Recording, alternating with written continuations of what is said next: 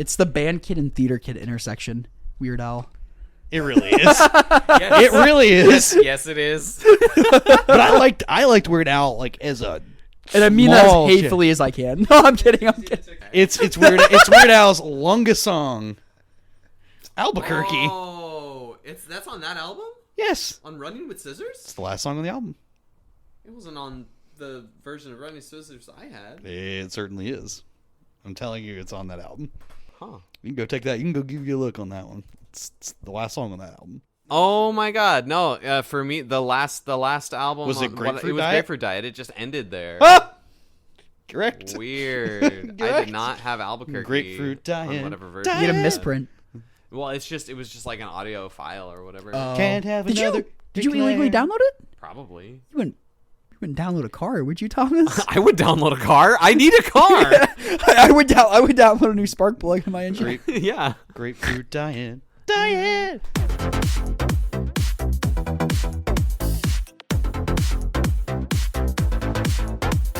Welcome back, everybody, to another episode of the Common Ground Podcast. Your favorite podcast with your favorite format, Pauper. This is episode 61, where we talk about Pauper.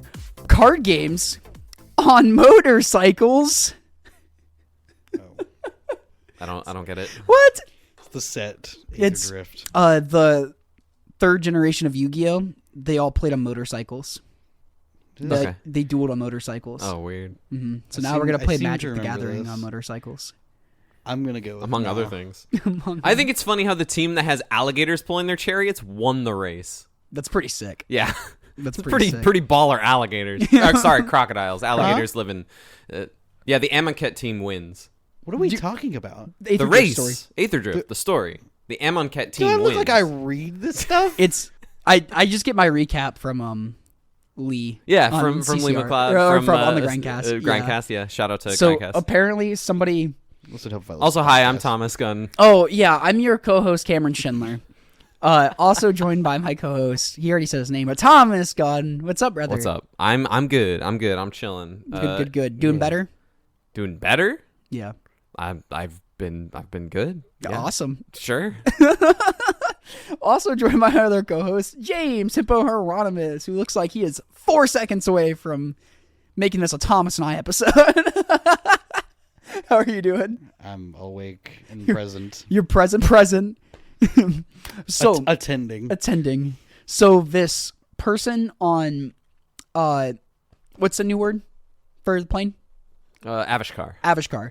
They make the Aether Spark, which is just like this artifact that just gives you a Planeswalker Spark, and then they die. So like, there's no point to them. So then that's what they're racing for. So that's the point of Aetherdrift. There you go. Now you're all caught up. So we're having this wacky death race, but we don't care about that. We care about the cards with a black set symbol in the corner. That is, well, there's white in the flag. There is the spaces in between. The space between. But so we're going to be doing a set review. I don't know if we have any shout outs. Cali Kai's that Upstate Pauper event, they sold out today. Yeah. So yeah, the inaugural Pauper Open on March 1st in the Rochester area. It is sold out. We'll still include the link so y'all can check it out. I don't know if they're going to have... I think Cali Kai said that they were going to record some stuff and put it out as like a post-production product afterward. I don't know if they'll have anything streaming live, but they sold out. Congratulations to everyone there. Hope anyone who's listening, who's going, will have a great time. Hey, if they ever want coverage... Holler at your boys. Yeah, holla at your boys. We can make our setup mobile. We can bring everything to you. That'd be sick. Yeah, that'd be really for sick. Maybe even the low cost of hotel rooms. Yeah, maybe the low cost of our expenses paid. We would go commentate your tournament. I've never been to New York. That'd just be fun. I've been one time. Yeah, I remember that you told me about that. Yeah, the lakes are very pretty. But depends some on comments. Shall we just go in Wooberg order, starting with? What's the color at the starts of Woo? I don't have a ton of cards from this set, so I don't know if it... Do you have white cards to talk about? I have zero white cards. One. James has a white card to talk about. All right, yeah, we'll just go through. Shocking that I have a white card. Right. Yeah.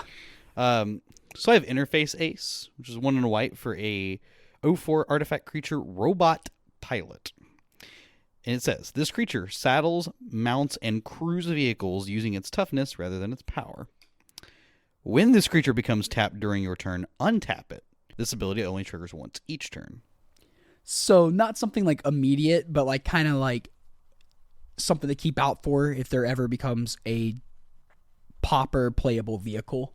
Yes, kind of thing. I like that. That's not my there are not that many that are worth looking at, but there's one to keep in mind for the future. And also, there are other things it may do. There's other things that grant tap abilities. I also like this card with something like Retraction Helix. Okay. Something in that nature. There's I know there's a Retraction Helix combo deck going on around, so this could fit somewhere in there. And if somebody wants to play a dedicated vehicles deck, I'm sure this would be like the glue of the deck. Yeah, it's a 2-mana card that crews basically any vehicle you want. I looked at my phone for spoilers and I screenshotted that. the shark with like a Gatling gun or whatever. Just his head. I don't know why, but no, I like that. Any other white cards, Hippo? Because Thomas I have 0 white cards to talk about. That's what I got. Thomas, would you like to hit us with a blue card next? The only blue card that I have is not even necessarily one I want to talk about for Pauper, but I just want to take an opportunity to give a little soapbox moment. This card is Bounce Off. It's a single blue mana for an instant. It says return target creature or vehicle to its owner's hand. So this is just like strictly better unsummon, right? Just because it can hit a creature or a vehicle. Now I understand that there are like edge cases where you might want to bounce your own vehicle to like get another enter the battlefield trigger or something like that. Like maybe your vehicle comes in and makes a token in any number of formats. Like maybe in the limited format, that's relevant that you want to have a bounce interaction at 1 mana versus 2 mana. Because a lot of times that's kind of the difference we see in draft sets of like the bounce spell is like either sometimes it's an unsummon, sometimes it's like 1 in a blue and maybe it does a little into the royal effect. Yeah, or like has like the set mechanic attached to it or something like that. Yeah. This is just a weird... I feel like you could have put any other interesting blue design space in this slot because if we're thinking about constructed, you don't need this. They put Unsummon in Foundations. It's going to be in Standard for 5 years. And part of what I think Foundations is for is so they can get a little bit more specific and granular in the set designs. Yeah. And have a lot of the basic stuff exist in Foundations. Not every set needs a 5-mana Wrath now. Right, exactly. Like things like that. We have Wrath of God in Standard for 5 years. Day of Judgment. Or, sorry, Day of Judgment. Excuse me. Basically the same thing. Yeah, just 100% they don't deal thing. with the regeneration baggage. Yeah. But we have that. Yeah, exactly to your point. So it's just a very small little thing, but like this is the first time I've looked at something and been like, why did this need to get printed? Yeah. Maybe, like I said, there's implications that a 1-mana bounce spell is what you need to have this effect be good in the draft format. I don't know. Mm-hmm. No one's drafted this yet. I would imagine this is good in the limited format. It's unsummons are historically good in limited formats.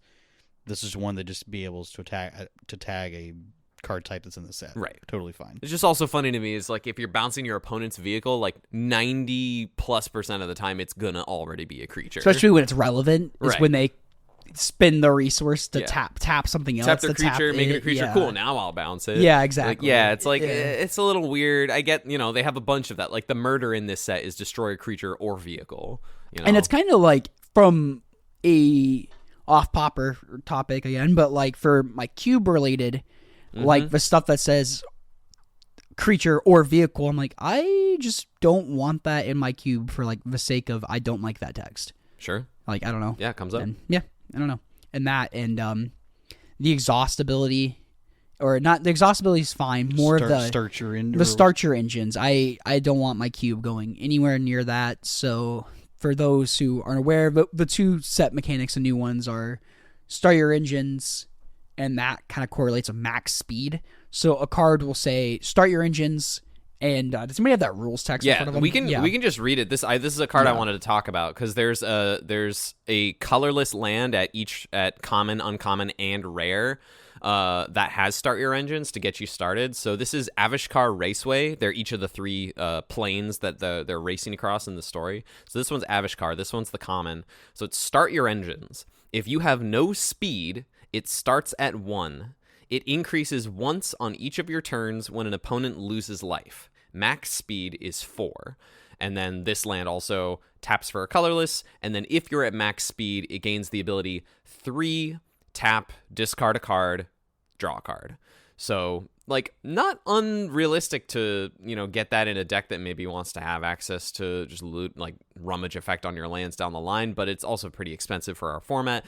But it just being, like, this self-contained... It's kind of like the ring bearer stuff from Lord of the Rings, where you're, like, tracking how many times you get tempted by the ring, and then once you're at the full ring tempting, you're just there the whole way. Like, it's pretty similar to that, but at a level that can only happen once per turn, basically. So, can it go to 2 the turn you play it? No. Okay. And it increases once on each of your turns, and that first one counts. Yeah, so it's kind of like a rough read. Like, it's just not, like, the most fun to read. But, like, specifically this card in Pauper, it's interesting because the mechanic kind of rewards attacking. And so the decks that would want this loot effect aren't necessarily the decks that are going to be able to consistently get it out there. Like, Gardens would want 3 mana loot on a card. Yeah. Like, that's fine for Gardens, but Gardens isn't going to hit you 4 times, 3 times. No, they would have before to turn 12. They'd have to change some things up. And, like, by that turn, it's, like, either with a Troll or a Avenging Hunter or a Writhing Chrysalis, so it's, like, the game's not going to be lasting that much longer. The only, like, kind of interesting deck that kind of meets the two, that has, like, that wants to be attacking you and dealing you damage while also looting or, like, filtering cards, is kind of like Madness. Yeah, but because, like, so expensive for that deck. Though. Yeah, it is really expensive it's for like that 4 deck. mana. If you count the land tapping it, like, that's 4 mana. And that's also a deck where it's like, I've been screwed by, like, man, I drew Great Furnace over Vault the Whispers in this opening hand, so I have to ship it. And like that, and so adding a colorless land in that mix is really brutal. Yeah, that's tough. So I don't know, like, it not being active until at least turn 4, and that's if you're dealing a damage every time. Yeah, that's hard to get to. Yeah, so we'll see if anything makes a splash in the format. My guess right now is no. Hippo, any thoughts on this mechanic at all? This card mechanic? Yeah, it's just really slow. I mean, yes, Pauper can be a slower format, but, like, there's so many ways to stop people from gaining speed or whatever. That's just, like, I don't know. Cards like, I think for example, like the card Refurbished Familiar and Writhing Chrysalis are just stop any of this nonsense. Speed like, stoppers. Straight in their tracks. They're cops. Speed bumps. They're quite literally both cops. Yeah. Wow. Yeah, and again, it's just rough because the decks that would want this, again, just, like, aren't going to be hitting you. So yeah. It's like, cool, maybe if somehow Jeskai could play a colorless land. Somehow. But they're not. What are they going to do? Augur Bolus beats you? Right. It's not even a snow colorless permanent. The OTJ lands will increase your speed, which is interesting, but yeah, I don't know. That's interesting. But probably not good enough. So I have no other blue cards. I will have a notable reprint of Gear Seeker Serpent being cool. I think it's a card from the original shows up in Infinity every once in a while. It does show up in Infinity on occasion. Just more copies of it out in the world for people to get should they want them. I did have a blue card. Okay. Stall out. 1 blue sorcery, tap target creature or vehicle, then put 3 stun counters on it. Cycling 2. Again, just a removal spell for the Poison Storm deck, and if it's not relevant, they can cycle it. I don't like the fact that it's sorcery. That I am not a fan of. And it doesn't really replace itself, the deck, too, which is rough, but, like... This isn't the current card that stuns cards in that deck, like, and it's an instant, I believe. So this is, like... I'm not sure. I'm not quite sure, but 3 stun counters is... That's a lot. That's a lot of stun that counters. won a challenge last week. Whoa! Yeah, I mean, that's true. The best deck. It is, but... It's true. 58%, baby. Win 0-2 in this weekend challenge, so... Same pilot or just the only person playing it? I think the only person playing it, so I don't know if it was the same one or not. Likely the same pilot. Again, like, the deck has, like... It wants to turn through its deck, so something that's not replacing itself is kind of rough for the deck. It does replace itself by having the cycling ability on it, but yes, it doesn't dig the need to EP. Yeah, if you can't, like, if you're... But because all the other cards in the deck either dig or make mana. Is say, like, you're bringing this in against Jeskai, Jund Wildfires, because they're bringing in Avenging Hunters. You want to tap their Avenging Hunter or their big Nyxborn Hydra creature. It's like once you play the card, that's like you're a card short now. Yeah. Kind of thing. The winning Poison Storm list was not playing any card that put stun counters on creatures. Okay. I knew there was one at one point, but they've this list is not playing it. I think our friend Mr. Thomas Bitter may have played with that card once or twice, but I don't see it in this list. Any other what? Any black cards, Hippo? Yeah. Should we move to black? There's definitely one that everyone's excited for. There's one, but I've got some others that are... I have one other one as well. Should we leave it for last? Sure. Yeah, we'll leave it for the last black card. All right. What did you just say? Chitin. Okay. It's just it's a hard CH. Chitin. Okay. Yeah. Chitin Gravestalker, so it's 5 and a black for a 5/4, and it says, this spell costs 1 less for each artifact and or creature in your graveyard, and it also has cycling 2. And it's a 5/4. I like this card a lot. Yeah, this card's cool. This card is cool. Yeah, you can just dump a bunch of cards in the yard. It's pretty sweet. It's pretty easy to get out. Artifact cost reducing is great. I don't know if anybody's gathered that. Yeah. Because we saw that DMU card that Writhing was 6 and a black, Yes. and it costed 1 less for each creature. But this is it's kind of like Tolarian Terror. Yes, right. but this starting creature or artifact is big. That is huge. You know? It's a big game. That's and all it's one affinity. cheaper. It's black. It's 5 black as opposed to 6 black, which you wouldn't think is a ton, but let me tell you, getting like 5 instants of sorcerers in the bin versus 6, big difference. Big difference. Oh yeah. Yep. Big difference. What deck could you imagine playing this, Hippo? Right off the top of my head, I'd imagine some like. Or would you build around it completely new? I don't know that you would build around necessarily this card specifically, but you could. I don't know that I would want to. I would only want to build around this specifically because there's. I think you could. Okay, there is a world where it's like this plus Gurmag Angler, so it's kind of like the terror thing. Mm-hmm. Yeah. Whereas terror, like it has that battling thing. Where it's like, I need to fuel the yard for my terror or for my terrors, but I don't want to eat the cards out of my graveyard with the Gurmag Angler. But it's like they obviously work together. It's fine. Yeah. Same thing here. I think you can make this work together. It would be completely fine. I think that there's a world where you play 4 of these 4 Writhing Necromass, because there was a version. It's like kind of like the Dredge deck, but it was playing a little bit more like go bigger aggressive, and it was playing the Writhing Necromass. It was like several months ago. 4 trolls, 4 exhumes. You can cycle the trolls and adds a creature to the yard. Yeah, all sorts of like play around with that stuff. Since this says artifact, you could play around with like a Deadly Dispute, Ichor Wellspring. Play 4 Chromatic Stars. Yeah, just to put them in the yard. Yep, like Chromatic cycle. Star. Yep. You could play with Furby. You could play with Shambling Ghast. Like you could play with that package too, because this cares about artifacts. This is I guess is kind of is on path with like the deck that our friend Anna was talking about. Oh yeah, but it's funny. She's like, I just want to cast Greymarch to Asphodel. Yeah, it's like, okay, yeah, that's not unreasonable. Yeah, no, not at all. That's totally fine, especially if when you're like deck like cards like this, you're able to get them on the cheap, which is pretty good. Play stuff like Dread Return. If you you're filling your graveyard anyway. Yeah, if we're playing like trolls and stuff, it's easily play that. Malevolent Rumble. Malevolent Rumble. Thomas, you have a black card for us? That's not the super secret spicy? No, I do not have another black card besides the super sexy one. I got one for us. It is. Is it the 3/4? It is. Nope. It is Wreckage Wicker Folk. Oh yeah, I looked at this. So 1 in a black, you get an artifact creature Scarecrow. 1/3 flying. When this creature enters, Surveil 2. Blocks fairies really well in the play. It does block fairies. That is what my thought was on that. If you're like, I don't know, worried about your fairies matchup and you're in a black deck. Well, I guess in your black deck, yeah. Yeah. I guess I was hung up on the artifact bit. Oh, okay, yeah. But then you can sack your Deadly Spear. You're playing Jund Wildfires, and it's like, I don't know how that fairy matchup is, but it's like you want something to block for fairies. Then if they do get a fairy through, it blocks ninjas really well too, being a 1/3.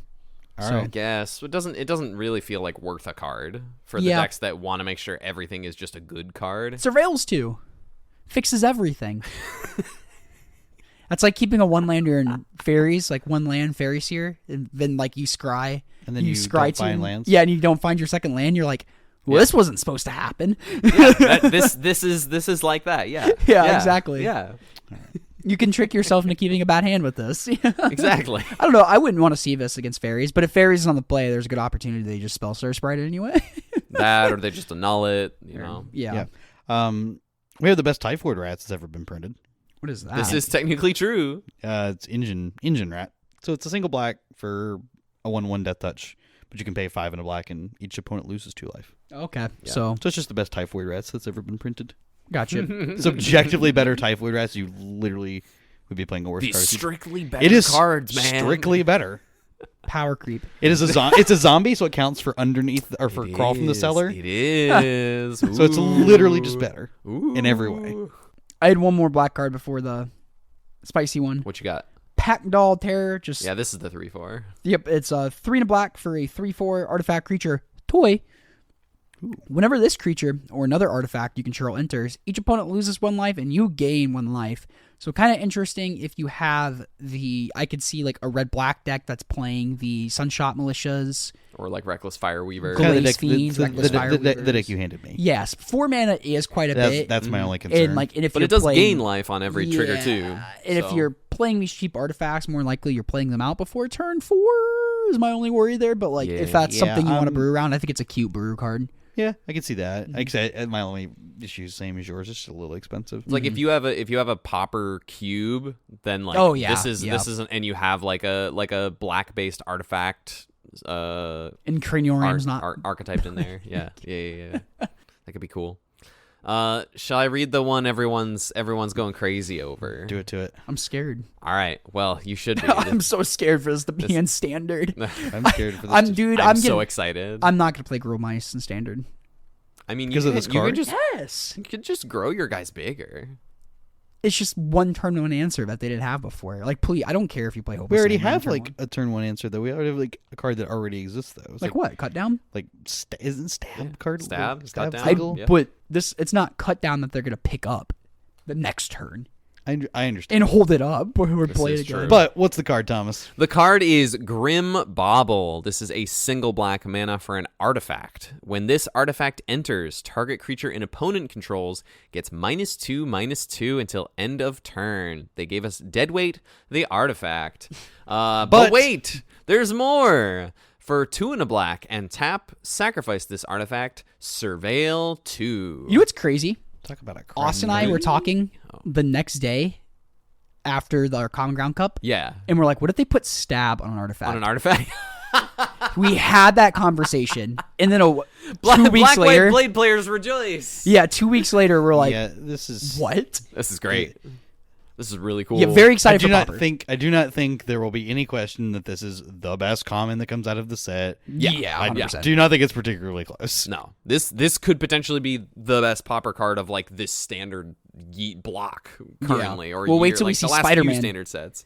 We see Spider-Man. Spider-Man's wrist web shooter. Yeah, dude, that's going to be wild. The blue-red -3/. Yeah, who knows what I don't that's going to know. do. I don't know. Yeah. Stun. Tony It'll Stark's stun glasses. Well, see, he would need to be more relevant in the Spider-Man story. So. Yeah. Well, in the movies, but Right, but that's the movie. no, I don't know about the comics. I don't know comics, but anyway, this card looks nutty. Like Tom or Hippo said, I agree. This will probably be like Edward and Thomas. We all agree. We all this agree. is gonna be just the Really nuts. good. My first thought wasn't even like Grixis Affinity. My first thought was Black White Blade. Yeah. obviously. Yeah. I think this has and Sky I Quirk think Skyfishers. I think this is applications multiple places. Oh yeah. Like we were just talking about this like mono black deck that Anna wants to play. I've already like kind of had some things working in my head about how to play this. Like this goes in like Refurbished Familiar. It has the new card that we just talked about, the cost reduced one, and just like a mono black shell even. You can just play some of the like artifact lands with it, so you get to play all those, all like the Grixis Affinity style deck. But you're playing mono black, have some nice cool stuff there. But Grixis Affinity, great. Black White Blade. Do you think Grixis Affinity will play? Because they're already off Tithing Blades, and they'd rather just have the cast down to get rid of like the Writhing Chrysalis is like further removal. I'll tell you why you'll play this. Why? It surveils 2. You think so? Yeah, For 3 mana? that's totally fine.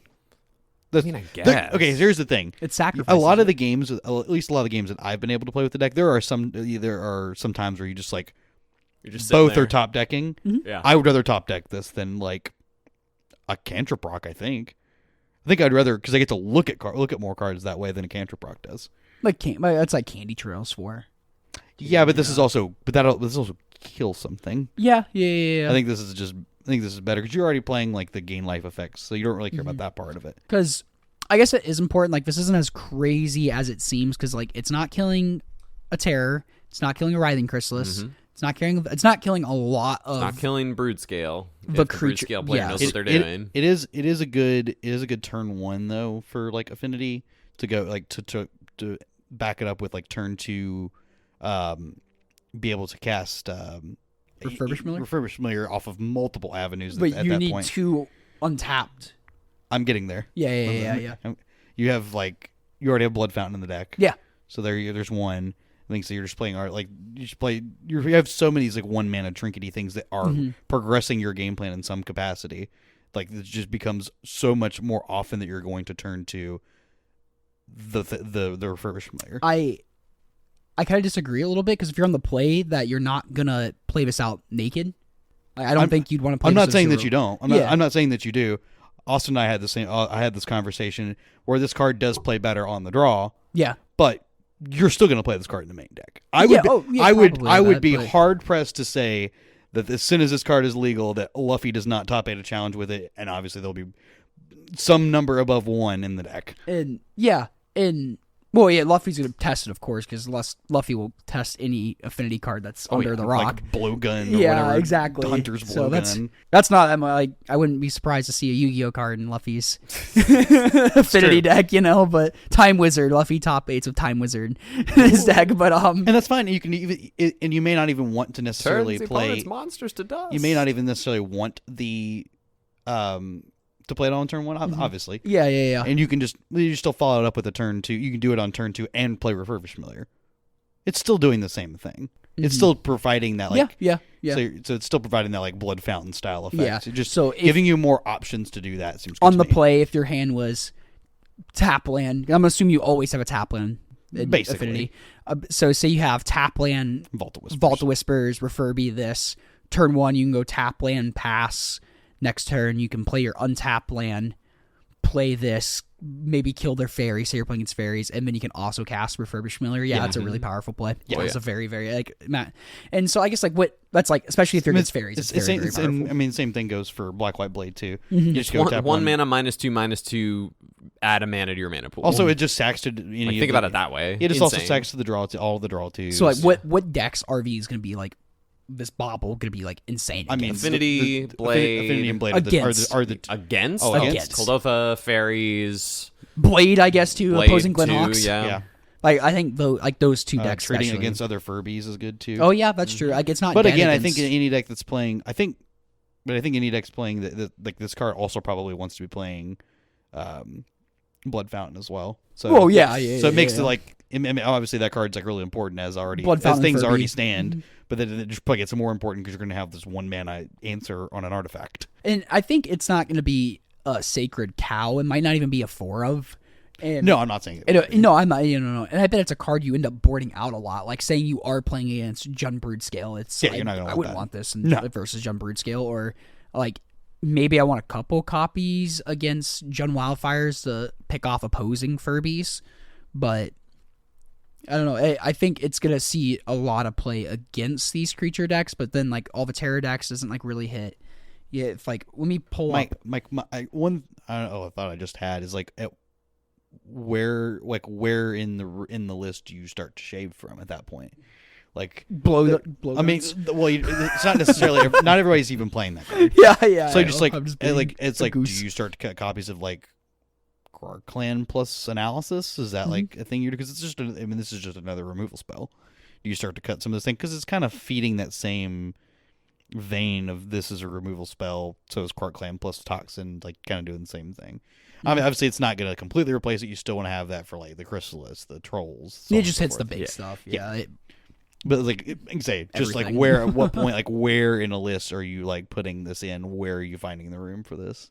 It starts to become pretty difficult. And it's pretty half on half. If I look at the first page of Goldfish about pretty low on decks where 2 very popular decks where it's wow, this is really good against them, that being Burn and Mono Blue Fae. Where it's that's really good against them. And kind of half and half on decks that are wow, this is useless against them, and okay, this is fine. Gruul Ramp, I can pick off an Arbor Elf. But then in an ideal world, yes. Yeah, Dredge, I can pick off one of their stupid dudes that they played.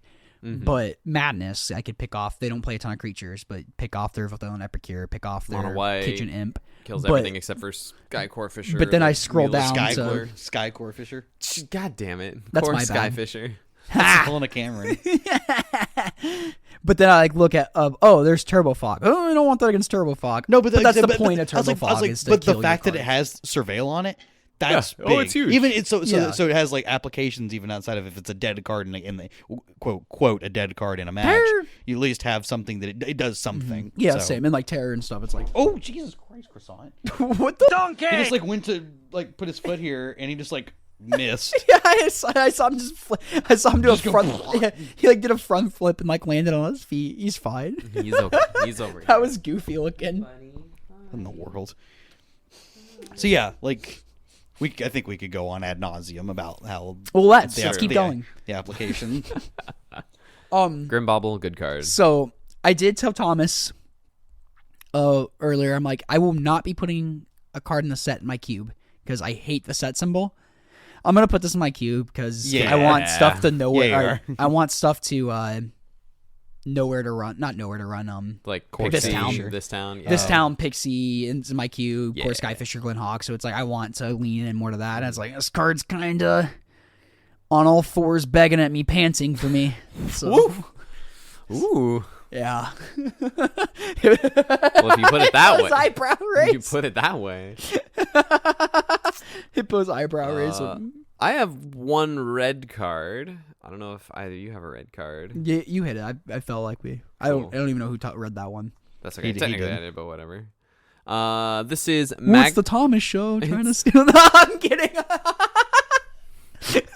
You talk the most. It's not my fault. The people. Someone said I need to hear that luscious voice. That's not true. I'm sorry. Has anyone ever described your voice as luscious? Yeah, actually. Oh, I'm He has a sorry. I nice got to hear voice. about this. Yeah. It's a Hannah nice said voice. you're a really good singer, and I'm like, I don't hear that very often. Did she say your voice was luscious? No. Okay, that's what I Okay, asked. no. I was like, has anybody ever described your voice as luscious? No. Okay. Luscious. Interesting. Luscious Day Chapeau. Luscious Day, Chapel Road. What? I don't know. Just being funny. She won a Grammy. I'm so proud of her. Oh, I didn't watch the Grams. I do have one red card.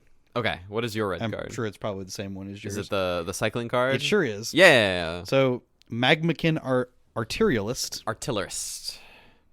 Like artillery. Like the cannons. Artillerist. Yeah. Whatever.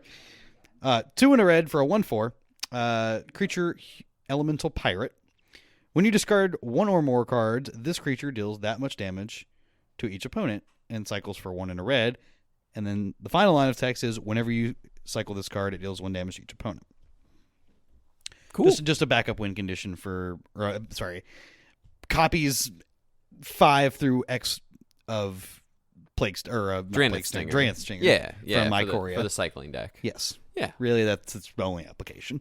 And I as think. much as that deck really doesn't care about colors of mana, you have both of them in red, maybe that could potentially open up a different version of the deck that can maybe play it to be a little bit more resilient. It has more of these effects and can set up its spot a little bit instead of just trying to blitz, rush to the combo. Speak of Cycling Storm, this is actually the black card I was talking about earlier. It's a card that Cycling Storm might want as an actual backup win condition instead of just trying to get across with the Draenith Stingers. Well, this Magmakin dude too has an infinite combo with it. It technically does. It's not practical It's in not- any sense. But you can technically do it. Yeah, you. Enlighten the people. It's like an old CDH combo too, like the Get Rog. It reminds me of that. Oh, it's doing an in-step thing. Yeah. So if you have Ophidian Eye, Cleanup step. Yeah. it's like the 2 and a blue enchantment. Whenever the creature deals damage, you draw a card. So you would chant this Magman Artillerist with it, and now it says whenever it deals damage, you draw a card alongside the text, and you have to have 7 or more cards in your hand. You have to go to cleanup. So You have to have more than 7 cards. Yep. You have more. You have to go to your cleanup step. Yep. So you go to your cleanup step, you discard a card. That'll trigger this card. You'll deal a damage, and since you enchanted it with the Ophidian Eye, it'll trigger. You'll draw a card, and Magic rules, you're still on your cleanup step. It sees you have 8 cards, and you have to discard again. Yep. You won't just pass a turn with 8 cards. And then you're in that loop of dealing 1 damage to each opponent. kind of a weird thing, and it's like there's an old CDH combo of Gitrog and the dredging stuff and drawing cards. I know what you're talking about. Yeah. Interesting. So this is our buddy Garrison like posted on the Discord, and I saw that. I'm like, yep, that's the thing you can do. I can't see that happening, but that is technically, it's hard to do because you need lands. And you need to survive, and then you need to get 8 cards in your hand somehow. Which isn't in Treasure Cruise is banned for some reason. Right, yeah. They nerfed my combo. That's really all I had for red. That's all I have for the whole set, honestly. Wow, really? You had no green cards? I had no green cards. I had 1 green card. What's your green card? Oh, I saved it because the art was funny. Gibberick Omnivore. It's a 1 and a green. It's a 3/2, and like he's a funky looking dude. Have you seen the art? Yeah, he's just like look at that guy, Hippo. Yeah, just a little dude. Beast. Just a little beast. He's got a little Nom, weird nom, nose thing. Yeah, I don't know. I guess I saved that. And Scrap Compactor was a colorless card I had. So Scrap Compactor, it is 1 mana artifact. 3 tap, sacrifice this artifact. It deals 3 damage to target creature. 6 tap, sacrifice this artifact, destroy target creature or vehicle. It reminded me of Runaway Boulder, which I think was... The only thing about Runaway Boulder is it's got flash, and it has cycling on it. Oh, it does have a cycling. Yeah, that is so pretty it's not a completely dead card anymore. Yeah, and I guess like the only thing that made me think this might be better is if you needed to kill something quicker and 3 damage was enough, like if you need to stop Brute Scale combo or something. Sure. And didn't quite have the 6 mana for you could set it up. Boulder. But then if you do have Tron, then like, I was like, but it's 1 + 6 exactly. to just straight up destroy. So but you can Mystical Teachings for the Runaway Boulder. Okay. It has flash. Okay. It has flash. That's a pretty big. The Mystical Teaching says or flash. Yeah. Okay. Yeah. A card with an instant or a card with flash. I love an instant or a card with flash. I have never played a Tron land. I've never cast Mystical Teachings. That's a shame. Mystical Teachings. Teachings. That at some point. point. You don't have to play. You don't have to play Tron to play Mystical Teachings. Let Derek and I take you back to like 2016, 2017. I love those grindy control decks. Oh yeah, they were. No, I look at those grindy old decks and I'm like, Evan Carr's Justice is your win condition that you couldn't even tutor for. I got to play some. I got to play some Pauper against a friend's dad in Atlanta. Ah, yes. And he had said his deck in Pauper for the longest time. He'd been playing forever. Was the blue black Teachings deck. Jake's Mr. dad. Beardsley? Yeah, Mr. Oh, Beardsley. that's cool. Ted. Yeah. Shout out to Ted. He was cool. Shout out to the Beardsley He was fam. Cool dude. Oh. Jake's a nice guy because I ran into him there and I was talking to him and I have no idea if he remembered who I was or anything, but he still just talked to me for 10 minutes. Regardless of who he's just a cool dude, you know? Yeah. Jake, Sean, their dad Ted. Oh, cool. We're matching. Good crew. No, we are matching. I also wanted to bring it back to one more thing about the Grim Bobble, the stab and artifact. There's 2 cards that I thought were really neat with this, like more than just Deadly Dispute and Refurbish Familiar. Trinket Mage tutors for this. That's true. Trinket Mage is a card that is legal in the format. It is a common. Yep. You can play it. It is. And then that's funny for our friend Will, our Bama friend Will, who likes to Trinket Mage, Ginger Brew, the Gates package. Yeah. He's all about that stuff. The Breathless Night deck. Yeah. Yeah. Yep. Oh, he's a big fan of that. Jolted. You play Jolted Yep. Awake too. Breathless Night. He's a big fan of that deck, so I figured like this is just on that. That's pretty I sick. forgot about the Trinket Mage. Yeah. And Leonin Squire. Oh yeah, you did show me that one. 1 and a Hippo's making a face. 1 and a white card. I was like, I knew it would Yeah, be. because it says Leonin. Yeah. Leonin Squire. From 5th Dawn, I think. Yep. That sounds about right. 1 and a white creature cat soldier 2/2. When Leonin Squire comes into play, return target artifact card with CMC cost CMC 1 or less from your graveyard to your hand. So ETB, you grab an artifact with 1 or less from your graveyard to your hand. Yep. And guess what Bobble does? Puts itself in the graveyard. Sacrifices itself. Yeah. I mean, if you don't Deadly Dispute at first. Right. But also, Leonin Squire loops with the Blood Fountain too, which is really interesting. Yeah, so just a you lot can make of a pretty resilient black-white deck with that in it too. Then so maybe like this is something Blade would rather have than Omen, because you can. It's just a different way to do it, I suppose. Yeah, because you can. Yes, Omen's easier to loop, of course. Honestly, Skyfisher. Why not both? Yeah, exactly. Give yourself give yourself outs of like drawing different card types that like maybe your opponent can't interact with as well. Yeah. As like, long your as opponent can't interact with like an enchantment. Oh, well, can they interact with a creature? Mm-hmm. As long as you're not diluting the deck with too many disparate things, like make sure enough of them all work with each other, because otherwise you don't want to end up in a spot where you draw like the wrong pieces that don't line up exactly right. Or maybe like it's like a sideboard piece against burn, or like fairies where the bobble's really good, or against the bigger decks that are trying to go as long as you can. Yeah. Or that's true too. Yeah. It kind of works for both because it's like you're going long. Okay, I'll loop the blood fountain. Right. This and another creature in blood fountain will loop forever. Right. Okay, you want to aggro me out? Well, I'll bobble you. bobble, Turn 2, I'll sack it. Turn 3, I'll pick it up and kill something else. I was thinking, how are you sacking it? Deadly Dispute? I mean, maybe the best black card in the format. Pot of Greed? Pot of Greed. Refurbish Miller is the best black card in the format. Deadly Dispute's the best black card in the format. One of those is replaceable. Deadly Dispute is not replaceable. So sorry. Michael Full would like to argue against you. Wasn't this your argument that Deadly Dispute shouldn't be banned because there are other draw twos? Yeah. I believe this was your argument. No, I agree, Hippo. Okay, thank you. Chat. Go look at chat. Yeah, chat. Common ground chat. Common ground chat. This is where a competent editor would go find that clip and splice it in, but I'm not going to do that because I have to drive for 9 hours tomorrow. Yeah, because that would be your detriment. Yeah, exactly. That would be right. We're cool bringing up clips of me doing something. I'm kidding. But no, I didn't even have a specific example of mine too. I was just being a poop head. But like even like so, you turn 3, pick this back up, and like now you have a 2/2 and you cast Bobble a second time against mono red. It's like game over, man. It's pretty good. Yeah, 2/2s block 1/1s really well. Crazy. I had that come up on Sunday. I had that come up in any game of Magic.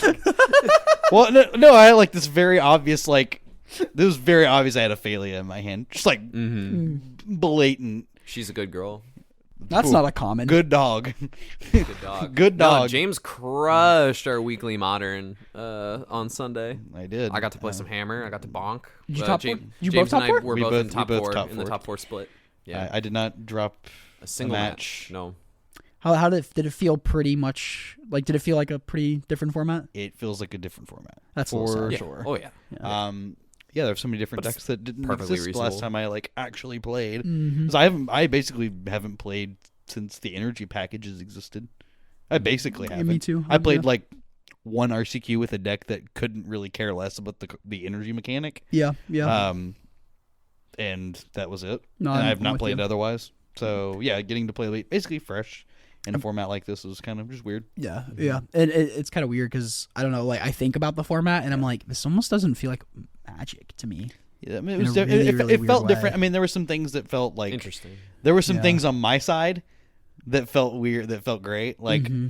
in top 8, like I snap kept my 7 on the play, Yeah. and I was like, I'm gonna keep this because I'm addicted to casting this particular card. It's Ophelia. And I looked over at Thomas. He goes, I know exactly. Oh, it's I know. Oh, he knows. He's like, Aether exactly Vial. what it Exactly what you're was. doing. I think my argument on that is it almost this is off topic, but like the way Modern went reminds me of the way Yu-Gi-Oh went, where you look at GOAT and it was this grindy format. You look at Edison. Edison's kind of like the last era you have of Edison gets a little bit more combo-y and it starts getting to the era of When I started playing, actually, Yeah. when I started playing again, sorry. built-in synergies of like, okay, you build a deck because it references the word Blackwing, and that's the synergy. It's not Right. like, Right. ooh, I bounce this and this is Every kinda cute. set has its own thing. Yes. It's all just kind of disparate. Yes. Interesting. And so Start getting to actual archetypes. and then like- eventually it just like became I am setting up my combo board state. Like I am building a board state on turn 1 and let's see who built the better board state and that's who wins. Yeah. And like that's what Modern's kind of looking like to me. Like I play like this breach deck. Okay, I'm trying to win on turn 3 or 4 and I'm just like building this board state to that combo. Or the ramp is just like I'm just setting up for one big K command. And then you got this black-white deck that's just like That's dog. just kind of 5/5. been Yeah. like eternal formats for Yeah. something. I mean, Legacy's a little different because they have the landscape of the free permission is a little bit different there. But like Modern's just kind of always been that, I where guess- you're just kind of like setting up who's gonna have like who can be the most efficient, who can set up their big haymaker combo or finisher and defend it. So I did look for in the future when we do become a team for Team Trios. I did look at what my deck looks like in Legacy because for those who don't know, I play Death and Taxes in Legacy when I play Legacy. It is astonishing how close the Modern deck and the Legacy deck look to each other. Yeah. That does not It's- surprise me. yeah. Scary. And it's really scary. Like flickering Overlord of the Bailmerk, just to be able to pick up Solitude like almost every turn. Like, I guess it's pretty good. I think I don't know if it was the person who actually came up with the archetype or like came up with the initial list or whatever. But I have like a really early doc from like a Google Doc from somebody, and they're like, I kind of read it a little bit, and then they're like, when in doubt, just get Solitude. Like, it isn't like if you're like if you're like actually just uncertain about what you're supposed to be doing, pick up the 0 mana Swords to Plowshares. Your hand trap. Well, not even like with just Overlord, just in general. Like if it's like an Overlord, if it's a Recruiter of the Guard, just like if you're like you don't need like a silver bullet, just get Solitude. Yep. Just get Solitude. And I guess a lot of like my sentiment towards that, it's Modern has been like that, Eternal formats has been like that, but it's not. It feels different now when it gets rotated with these MH sets, and it's no longer the cards that a lot of people have grown a lot of sentiment towards. It's like now the new cards that they print in the premium set that demand this expensive price tag because they printed it in the new premium set. Yeah. It's like, I remember, like, it kind of like sucks where it's like, okay, you know, MH1 came out, I bought my Ren 6s for $80 a piece so I could play competitively. Okay, MH2 came out, I bought my Ragavans for $90 a piece so I could stay competitive. Now it's like barely a good card, not even that great of a card. Same with Murktide. Murktide used to be like $40-$50 a piece, and now that's not that great of a card. That's why. And now MH3, yeah, you know, everybody can do that. Not everybody gets sponsored by like a game store or anything though, you know, like. I don't. But that's what I'm saying. That's not what I'm saying. Okay, but that's what. Okay, but now I'm agreeing with you now. Like that's why I do not play Modern. And then same thing at MH3. It's like that's where I'm like, okay, I'm drawing the line. I'm not shelling out $50 for Ocelot Prides. I'm not spending $50 for Ocelot Prides. I'm not spending $30 for Flages. Like that's kind of where I've put my line. So I'll say that because I think people who know me, I was kind of like you, where I was like, I just don't want to play Modern. Yeah. I just don't want to spend like oodles and oodles of money. This deck made me like, this put me back in like 2017. Yeah. Which gave me the feel goods. And I will take any and all dopamine hits I can have. How's it play against Breach? Is it pretty good against Breach? I haven't got to play it against Breach yet, really? But on paper it beats it like very soundly. Why is that? You can Flicker Wisp and Failure your Witch Enchanters when you play it as a land first. You have a lot of good ephemerate cards. You cannot failure your land. Well, you Flicker Wisp. Yeah, Flicker Wisp is the only way this works. Yeah. You Flicker Wisp your Witch Enchanters. You can Felia anything they have in play. You can Emperor Bones anything out of their graveyard. You have Aven Interrupter. They can't win through Aven Interrupter.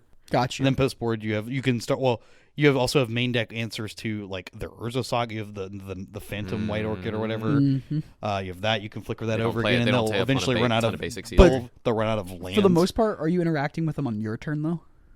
Yeah, for the most part. And Solitude's not even dead either because you just hit like Emery. Yeah. So and then post board. I have one of the this is like the most hateful sideboard I have seen in a long time. Oh yeah. It's just full of just complete bangers like Stony Silence, Thoughtseize, Surgical Extraction, Wrath of the Skies. That's a hate crime. You could play Pest Control if you want to. Yeah, you can play Pest Control. Like there's so many cards. Like I've not been afforded to play against it yet necessarily, but like on paper, it just looks so good. The black-white deck is the new fun police of the format, and it's very good. Okay, cool. And it's getting a very good upgrade with the mythic rare black-white god from this new set from Aetherdrift. Yeah, that card's going to be insane. The Aetherios card. And see, that's a deck that kind of appealed to me if I looked at Modern too, but it was like one of those things where it's like, okay, like how often am I going to get to play this until Modern's no longer relevant or anything? Like, is it worth playing RCQ? Is it worth spending $800 to play RCQ seasons for me? Like, I picked this up. I picked this up so I can That's the point that I'm trying to get at. Of like, you don't like if you have enough friends who have enough of a format. Find friends who you can borrow cards from. Find friends who you can borrow a deck from. Like if you Hippo, only care queue about with this playing... deck, then let me play it when you're done queuing. Like that's part of the benefit of having our team is like I can just be like I don't want to play Hammer. I can like I got my RCQ invite for Charlotte because I was like Austin, can you hand me this 4-color control deck that's busted before the ring gets banned? He's like, yeah. I'm like, cool, great, and I didn't drop a match. Yeah, like. Like, that's kind of the benefit. I have not, like, yes, I am I'm sponsored by Game Night, and I can access their inventory for cards that I need to borrow, which I do sparingly because a lot of the times I just borrow from my friends, and I'm very fortunate that way. Like, you're right, not everyone has that opportunity, not everyone is privileged in that way. And I think there are ways to get around this, like, yes, I think it's egregious that, like, you have to shell out all this money for, like, the new Horizon set that comes out every time, but there are ways around that. There's always ways around that. Yeah. Like, for the most part, yeah. But it is a little bit of a vicious cycle, you know? And I don't know. I think that's why they unbanned a bunch of classic modern bangers, including Green Sun Zenith, which really didn't get its time to shine in the modern light at all. It really didn't see much play in when it was illegal anyways. Like, get rid of the One Ring, because the One Ring was egregious, and like, yes, Energy is still like, quote, best deck or the most played deck. I'm sorry, did they actually get rid of the One Ring? I think I registered 4 copies of it. You did? In what? Overlord of the Bailmark. Overlord of the Bailmark is just might as well be the ring. Yeah, that card's pretty good. Insane. Card's pretty good. Yeah. I did anyway. I will be honest. I'll tell everybody, like, I played like an actual donkey. It literally, it did not matter like how poorly I played. The deck just has so much like raw power to it. Yeah, like you just get bailed out of situations. Yeah, that's like, because you're playing a deck that has Demonic Tutor attached to it. You're playing Recruiter the Guard, which, by the way, I don't know if y'all know that card is modern legal. Yeah. So are you going to play next RCQ season modern? Yeah. Then? Okay, so once UQ, can I get first dibs on my deck after UQ and I'll play it? Sure. Sick. Because all I have is junk creativity. Yeah, this deck can... Yikes. I mean, obviously, there's like lots of like leveling up that I can do with the deck. But like, again, I got bailed just by playing really powerful cards that I enjoy casting. And also, I did well with Hammer, which is, yes, it's my like pet deck and the deck I can play. I know how to pilot the best, but many people say like it's unplayable. And like it's also catching a lot of strays from people playing all this breach hate. Like Wrath, my current configuration just cannot beat a Wrath of the Skies. I just like I can't. If they have it, they have it. Oh well. Like, you know, like that's, you know, I'm treading on thin ice, but I still did well because I've just adjusted to what the new metagame is, and I think there's still a lot of room for that in modern that people are just kind of writing off. That like they're like, oh, you just have to buy all these good cards. Like, you don't have to. You can just adjust to it. That's what recognize that like, yeah, maybe you're gonna lose some percentage points from not playing the top tier whatevers, but if you're playing your deck the best and your opponents don't know how to play against your deck as much as they do the other top meta decks, then you gain an advantage. Is it really a solution to the problem if you're... I'm not saying it's a solution. No, but I'm saying, is it really a solution to the problem if, even if you play your off-meta deck, if the off-meta deck still has 4 Mox Opals that cost $100+ at this point? $600 to buy a playset of? I'm just borrowing them from a friend. Yeah, fair. Not everybody's friends have Mox Opals. Yeah. Well, I have a friend with Mox Opals. So. It's awesome. Take advantage of your friends with Mox Opals. I'm going to buy a guitar this month instead of Mox Opals. That's smart. That's a wise I think decision. I'm also next month when I get paid getting an instrument. So. Ooh, a guitar? No, I'm not going to. Well, technically yes, but no. Keyboard guitar? I'm not going to get a guitar. Keytar? Oh, man. No, thank you. I had one for a while. Hippo, you dropped too many pants with a keytar. No, I think I'm gonna take the advice of our buddy Carson. He might get me a little cheap bass or something. Ooh, oh, that would be sick. Cool. Should we talk about commons for just like a little bit more? Yeah. If anyone's still listening, why don't we quickly go through the challenges from this past weekend?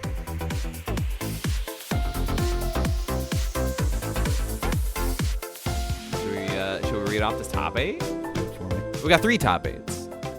We're going to fly through these in a manner of speaking. On Friday, January 31st, our 49-player Magic Online Pauper Challenge.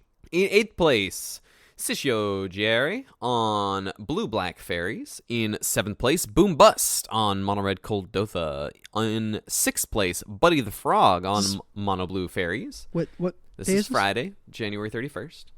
In 5th place, Purgatory 01 on Mono Blue Fairies. And then this top 4 is a bit of a blast from the past. In 4th place, NMT SEO 94 on Mardu Blade. We've got Synthesizers, Familiars, Glenhawk, Skyfishers. Notably no Tithing Blades, but it's effectively the black-white blade deck of sorts, but with a bunch of red cards. In 3rd place, Boros Bully Splashing Green for Writhing Chrysalis. In second place, sorry, that was Elvis 10 on the Naya Bully fire. deck. Second place, Galeo Gaio on Dredge. And in first place, with a 7-2 record, Ixidor 29 on Boggles. Boggles, Bully, Mardu Blade. What year is it? Man, we gotta stop this brood scale deck. Taking over the format. I know. What? Yeah, green white Boggles winning a tournament. Yeah, crazy. It's fine. It's a quick way to outgrow a Writhing Chrysalis, though. It's Boggle. Yeah, absolutely. You know? True. Yeah. At some point, you just give Smush. it trample. It's like nice Writhing Crystals, idiot. 4 Scattershot Archers in their sideboard. That's a lot of anti-fairies cards. Yeah, we don't like them fairies in this deck. No. That's wild. Interesting card in this Boros Bully deck. Playing Writhing 4 Crystals? copies of Springleaf Drum. Oh yeah, wow. you got to cast these Writhing Chrysalis. That's fair. Writhing Chrysalis somehow, Just right? an interesting observation. You have Interesting. I like the mana base. They have 1 forest, 1 citadel gate, but for the shelter landscape, so you can go fetch that Yeah, one you forest. can find them. Similar to like the Jund Broodscale list that are not playing wildfires. They just have like 4 of the landscapes. So I guess one mountain. good thing is that it's an easy card to pitch to your looting effects. Springleaf Drum. Oh, okay. I thought you were saying Basically, if you just draw Writhing more Crystals, than the first copy, basically. If they ever point they're dead, you just don't want you them anymore. You Yeah, just be like, all right, Faithless looting them away. yeah, that's true. Or- That's true. It Thrilling does. discovery. It does let you turn the spawns into like if you have a drum, it turns a spawn into a colored mana source right away. That is interesting. Sure. Yeah. I mean, you also have like Battle Screech, same kind of thing. Mm-hmm. I guess it does ramp you with a turn. A little bit, yeah. It's fine. It's fine. That's fine. It's fine. That's wild, though. I'm still not over pretty it. It's cool just though. That's pretty straight sweet. splash for Writhing Chrysalis. Yeah. Yeah. We've Turns out seen you this. can We've just- seen this before though. Turns out you can just splash Writhing Crystals into whatever. Yeah, Terror. The Terror Mardu, Splash Writhing Crystals. Yeah, in the Mardu deck in 4th place. They're also running They've got Cruckland Shamans. They on do have the board. Hunter's no toxin Blowgun. analyses. They're playing the blue gun. They are playing Yeah. a couple copies of the blowgun. Interesting, like you said, no Tithing Blade, but like you just want to hit as hard as you can off these synthesizers, so like they're never dead. And again, Tithing Blade is a little bit awkward into I think the Chrysalis stay. 4 Gal Blast, 4 Lightning Bolt. Like they're going hard. My Makeshift only concern munitions. about this deck is that it's just like not as resilient as Grixis Affinity, Mm-hmm. and it's not as fast as like Black White Blade. Straight up black white. It's a lot of tap It's land. not, and it's also not like I mean, I guess same thing to be said for like the Boros Synth deck or whatever. Same kind of scenario. Mhm. You're also just like making your deck like mana base just like completely horrid against Dust to Dust plus whatever other number of things. Yeah, if, like you I mean, it's can- still sweet. I'm like not the argue deck that. can like grind really hard. It can with grind. synthesizer. Yeah. My Yeah. issue is that it's like not focused on one thing. Yeah. It's like kind of everywhere. That's- That's been my issue with these like Mardu synth decks for like the entire time they've ever existed. Is that they're not focused. They're trying to like pull like things from archetypes that just, like, have a hard time going together. The last time I played Mardu Synth is when MH3 first came out, and I was playing with the like refurbished familiar and the synthesizers and stuff. And the issue I really came up with was Dust to Dust just hits you way harder. Yeah, that's So what it I was- was saying. Yeah. But I felt like I grinded better than Affinity. I felt like I grinded better than Gardens. Like I played against Gardens, I played against Caw Gates, and like I beat like Caw Gates with 2 cards left in my library because I just drew that many cards. Yeah. And like they had like I eventually just beat like 4 Sacred Cats just gaining a bunch of life with the gates, and I was able just like to pick them off, and eventually just like get in there and win with like 2 cards left. And but like that was my issue was like the clunkiness of the mana yeah, base. it's clunky. It's like it's really clunky. I have personally several issues. Again, it looks sweet. Like on paper, these are all cards that we all love to cast. It's like Besides but do they all go besides together? Hunter's Blowgun was like the one. I think I would be interested in casting that one. But I anyways, could take it or leave it. it gives a creature reach. That's like actually pretty good. Yeah, it's pretty sick. It's like I that mean, actually but is good against like You're, fairies. you're and like a stuff. deck that's already good against fairies because you have Core Skyfisher. Skyfisher refurbished familiar. yeah, it's like Lightning Bolt, I get, Galvanic like- Blast. I get Affinity makeshift wanting. munitions. I want Grixis Affinity getting the Hunter's Blowgun because it's like they can't really block the Fey decks very well. But like this deck just already plays cards that's good against Fey with those, and then plus like the 1 of munitions and 4 bolts and stuff are all just fine against Fey. Yeah. But no, again, I like seeing this deck go up there. It is something that It's a cool deck. we are hesitant on, though, with the mana base being rough. But it's just kind of rough. Lots of different things. Also, I take concern when a deck actively wants to play the compass in the navigator's compass in the sideboard.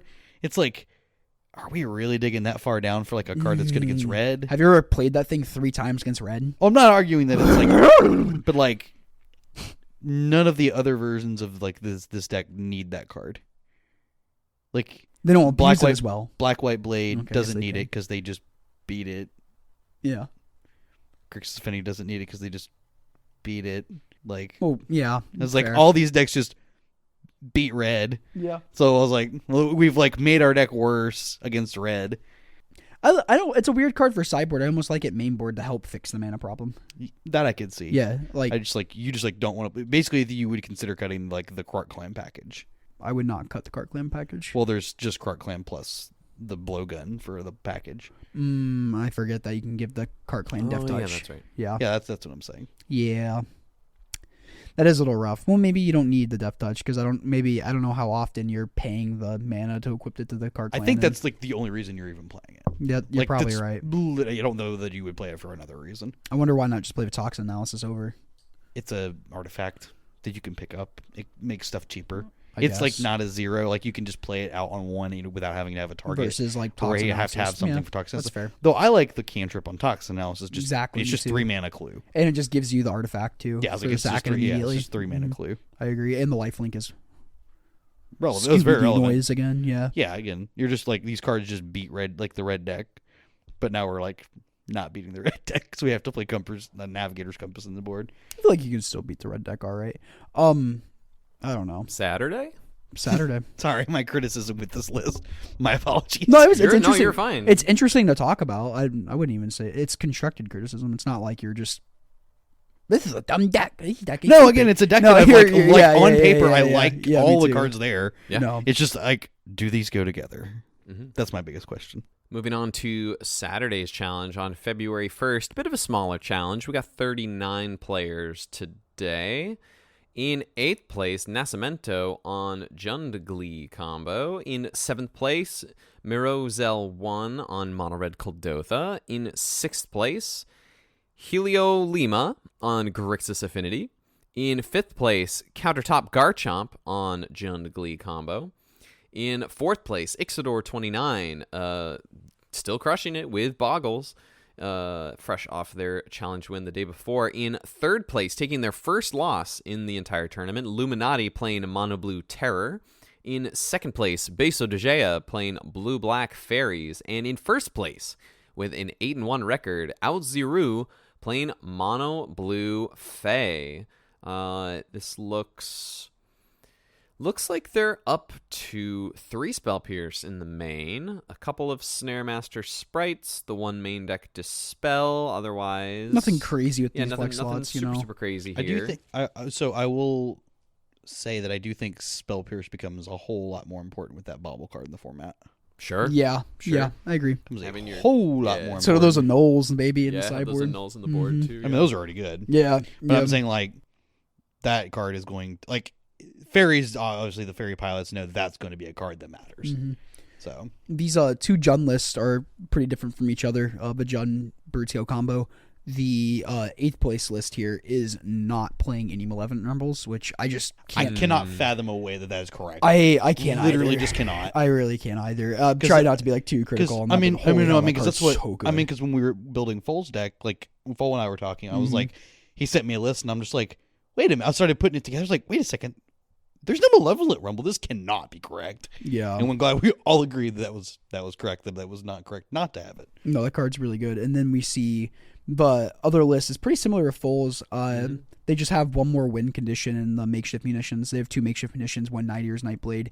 But then instead of the 3 Tameo safekeepings, it's a split between 2 Vines, 1 safekeeping. Like, I don't, maybe. Kind of like, I think I just like the cleanness of. It could have just been a card availability thing. Who knows? You know? But, Like, well, it's on Magic Online. That can't possibly be right then. maybe that's just what they had. Didn't want to spend the 2 cents on the 0.02 ticks. Yeah, you never know. Maybe the mirror, man. The mirror. And against Oh wait, no, you still can't target boggles. I'm saying against boggles, the target there, so it fizzles their enchantment. But yeah, you can't target their boggle. That's funny. Then we see in 9th place, Mardu Metalcraft Hippo.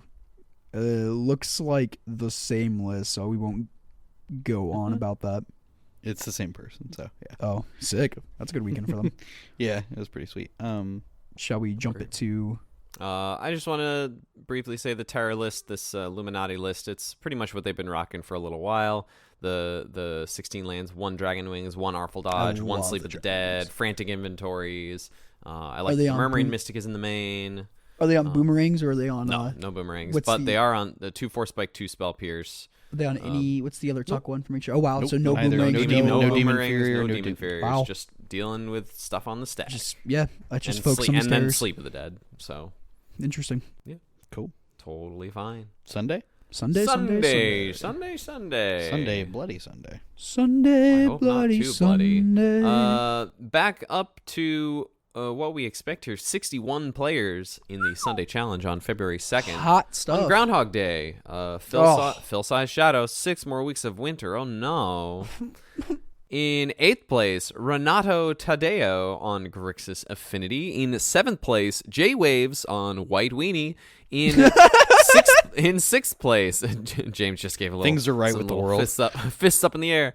In 6th place, Walker 735 on Jund Wildfire. In 5th place, Adaptotera on Black-Green Glee combo. In 4th place, Boom Bust with another top 8 here.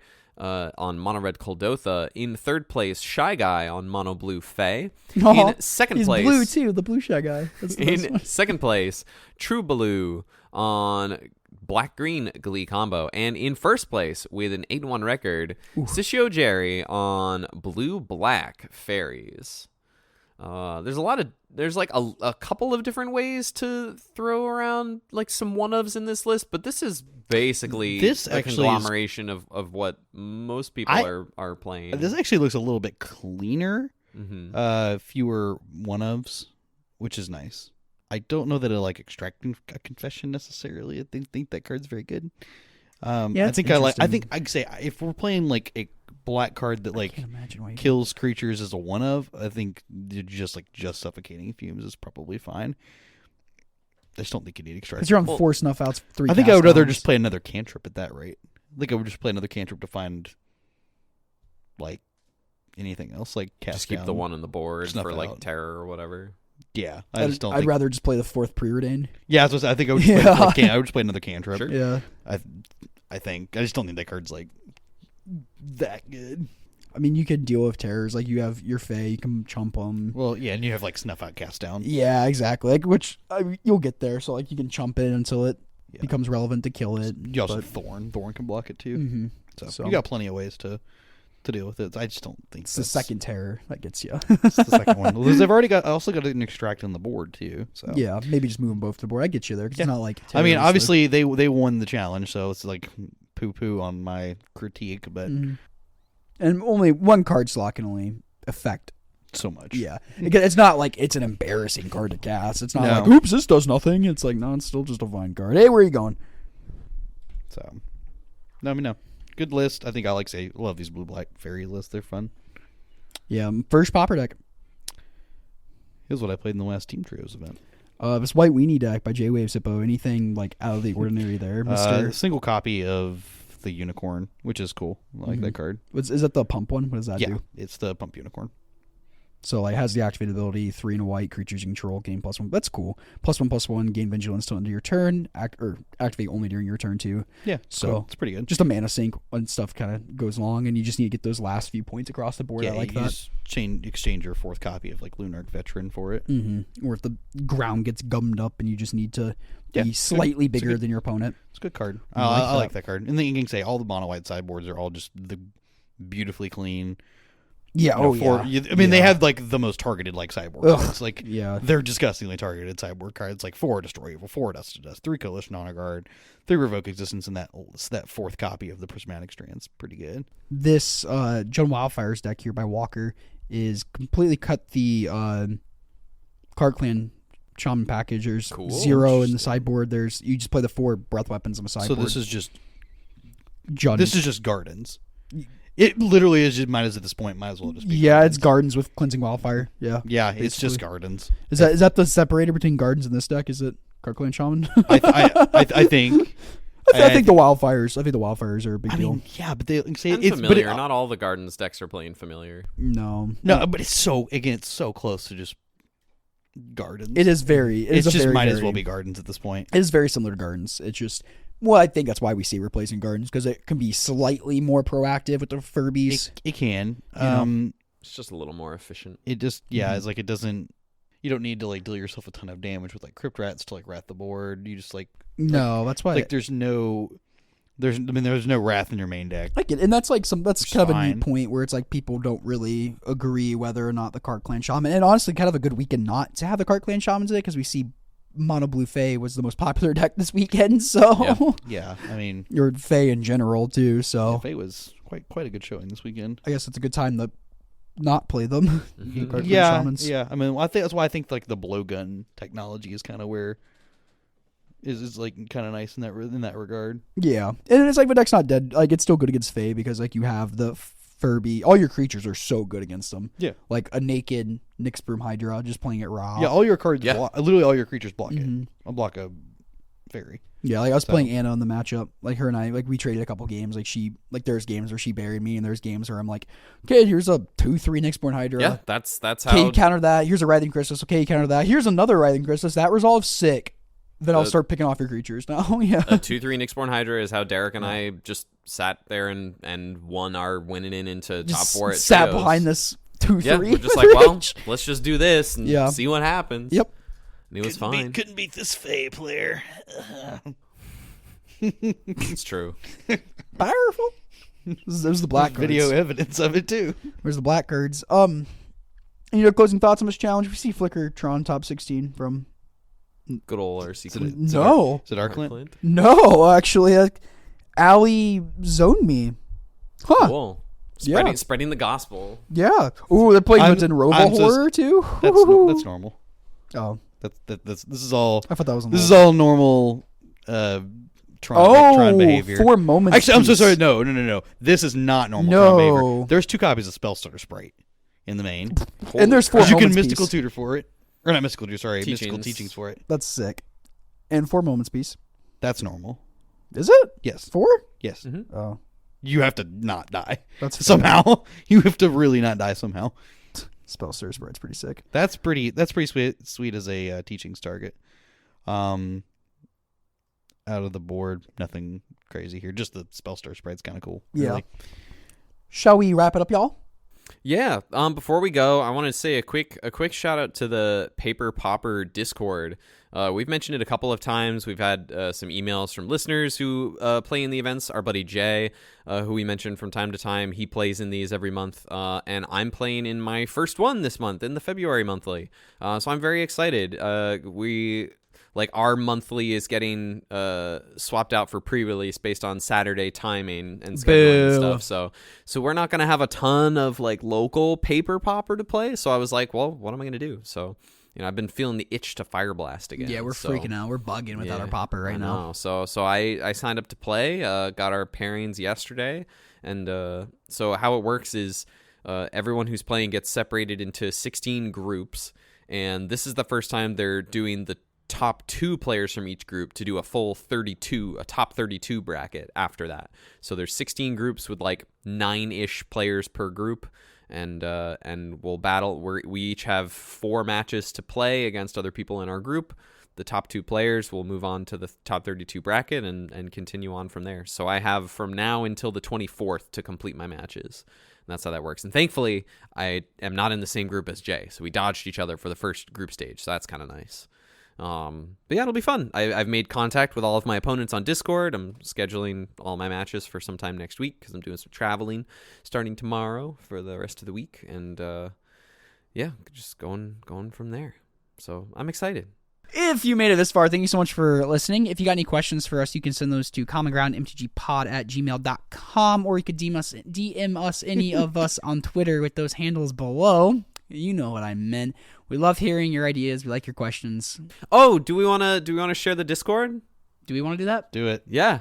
Yeah, we made a Discord. We've been talking about it. We made it. We did it. And we're in there. We're admins in there, and y'all can pop in and say hi. We've got like some channels set up, and we've got a section if you have any channel suggestions or feedback, you can pop in there. But they already shut off the episode. Yeah, they'll. No, they stay for the end bits, the sweet end bits. I do my best. They better. Do my best, man. If you don't know about the end bits, man, you're missing. That's like the best part of the podcast. Is that like the tricky bits? Yeah, it's like burnt ends. It's like the best part. But anyway, we wanted to have a spot where the community could start to kind of have its own space to communicate, and you guys can, if you have any, of course, you can always email your questions to us at commongroundmtgpod@gmail.com. That's what I said. And you can put them into the Discord. Join the Discord, join the community. It'd be cool to maybe start getting some stuff going in there too, and it'd just be cool to way to bug us if you want to talk to us or something. Yeah. Well, Cameron, that would require you to actually look at Discord. I get on Discord. I just usually stay on the Pauper or the Cube part of our Discord. Mm-hmm. That's like the fun part. I would agree. Yeah. There's lots of other shenanigans. I like the social side too. I like to see what people are doing. There's some shenanigans that occur. Yeah, of course. But yeah, hop on in, join up, come say hi, and we'll see where it goes from there. Okay, bye. Bye, everyone.